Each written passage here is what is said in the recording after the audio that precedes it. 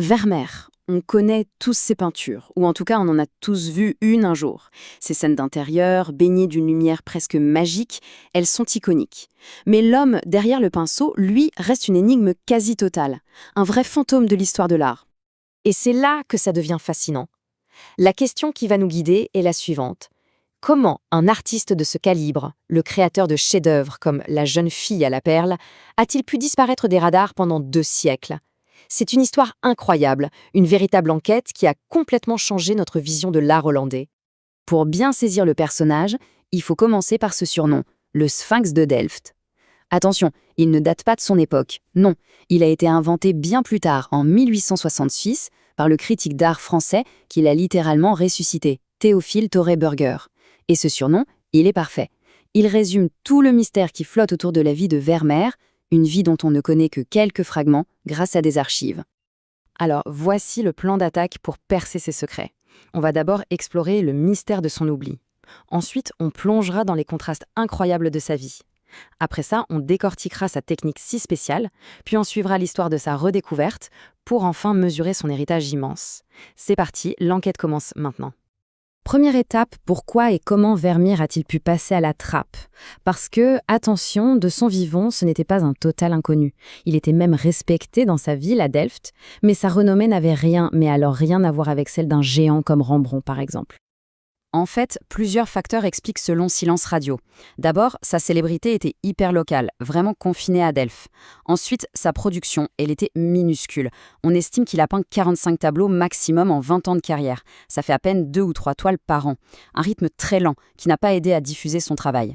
Et enfin, point super important, la majorité de ses toiles ont été achetées par un seul homme, un riche collectionneur du nom de Peter von Ruijven. Ses œuvres n'étaient donc pas vraiment sur le marché, mais dans une collection privée. Forcément, ça limite la visibilité. On passe maintenant à un des aspects les plus fous concernant Vermeer, le gouffre immense qui sépare la tranquillité de ses peintures et le chaos de sa vie personnelle.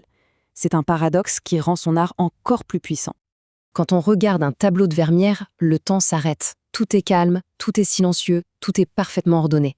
Les personnages sont comme figés dans leurs pensées. La lumière entre doucement par une fenêtre. C'est un monde idéalisé, une bulle de poésie et de perfection. On a l'impression d'entrer dans un instant de grâce complètement à l'abri du bruit du monde. Et pourtant, la réalité de sa vie, elle, était à des années-lumière de tout ça. Ce témoignage de sa femme, Katharina, juste après sa mort, est glaçant. Elle explique que son mari est mort brutalement, en à peine 24 ou 36 heures, complètement anéanti par les problèmes d'argent. La crise économique de 1672 a ruiné le marché de l'art. Vermeer, criblé de dettes et incapable de vendre quoi que ce soit, s'est littéralement laissé mourir de chagrin. Ce tableau, il résume tout.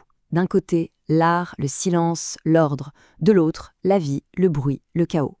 Vermeer avait 11 enfants à nourrir. On imagine une maison pleine de vie et de bruit. Pourtant, pas un seul enfant dans ses tableaux. Il avait des dettes, celles de son père et les siennes. Et pire encore, il y avait de la violence dans sa famille. Son beau-frère battait sa femme, même quand elle était enceinte. Un quotidien brutal aux antipodes de la paix de ses toiles. C'est peut-être là son génie, créer de la beauté et du calme au milieu du chaos. Bon, parlons maintenant de ce qui fait de Vermeer un génie absolu, sa technique. Comment il faisait pour créer cette lumière si particulière, cette magie qui semble donner vie aux objets et aux visages? Il y a plusieurs choses qui crient Vermeer. D'abord, sa maîtrise de la lumière. C'est plus que de l'éclairage, c'est le sujet même du tableau. Ensuite, son utilisation de l'outremer, un pigment bleu fait à partir de lapis-lazuli qui coûtait plus cher que l'or, et il en mettait partout. On a aussi sa fameuse technique des pointillés, des petites touches de peinture pour créer des éclats de lumière. Et bien sûr, ses perspectives, d'une précision quasi photographique qui a longtemps intrigué tout le monde. Alors, comment obtenait-il un tel réalisme? L'hypothèse la plus solide, c'est l'utilisation d'une caméra obscura, la chambre noire. C'est un peu l'ancêtre de l'appareil photo. Le principe est simple.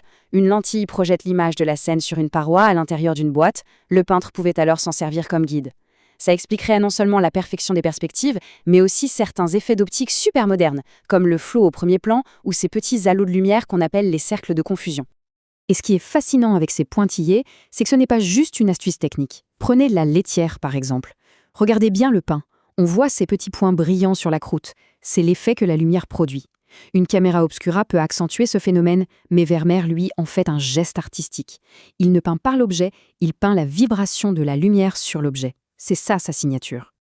Après 2 siècles de sommeil, le Sphinx de Delft va enfin se réveiller. Et cette partie de l'histoire, c'est un vrai roman. C'est l'histoire d'une résurrection menée par un homme passionné. Et cet homme, le voilà, Théophile Thoré-Burger, un critique d'art français, un peu rebelle, exilé pour ses idées politiques. En 1842, il visite un musée à La Haye et tombe en arrêt devant la vue de Delft. C'est un choc. Il ne connaît pas ce peintre, ce Jean Vandermeer, mais il est subjugué. Il va alors se lancer dans une quête folle à travers l'Europe pour retrouver toutes les heures de ce maître oublié. Le moment clé, c'est 1866. Thoré-Burger publie le résultat de son enquête dans une revue d'art très prestigieuse. Et là, c'est l'explosion. La machine est lancée et plus rien ne l'arrêtera. En 1921, une exposition à Paris bouleverse l'écrivain Marcel Proust. La gloire ne fait que grandir, jusqu'à la rétrospective de 1995 qui a attiré des foules records. Et aujourd'hui, sa place au sommet est incontestée. Marcel Proust, justement, a parfaitement résumé ce qui fait la force de l'art de Vermeer. Cette citation, elle est magnifique. Elle décrit ce sentiment qu'on a tous devant ces tableaux, l'impression que chaque toile est un fragment d'un même monde, d'un même univers. On retrouve les mêmes objets, la même lumière, la même atmosphère. C'est cette nouvelle et unique beauté qui continue de nous fasciner. On arrive au doux de notre exploration. Alors, quel est l'héritage de Vermeer aujourd'hui ? Eh bien, c'est un héritage d'autant plus précieux qu'il est incroyablement rare. Et ça fait partie de son mythe. 34. C'est le nombre de tableaux qu'on lui attribue aujourd'hui avec certitude. 34 œuvres pour toute une vie. C'est ridiculement peu. Chaque tableau est donc un trésor, un survivant. Cette rareté a déclenché une véritable chasse aux Vermeer à la fin du 19e siècle, et c'est ce qui fait que chaque exposition est un événement mondial. Et parmi ces 34 trésors, il y a des superstars évidemment. La jeune fille à la perle, qu'on surnomme souvent la Joconde du Nord, la laitière, qui était déjà qualifiée de fameuse au XVIIIe siècle, et la vue de Delft, que Proust adorait et qui était déjà considérée comme son chef-d'œuvre au début du XIXe siècle. La boucle est bouclée. L'artisan, presque oublié de Delft, a finalement rejoint le panthéon des géants. Aujourd'hui, on le place au même niveau que Rembrandt et Frans Hals. C'est la sainte trinité du siècle d'or hollandais. Une reconnaissance tardive, mais tellement méritée. Et on va se quitter sur cette question.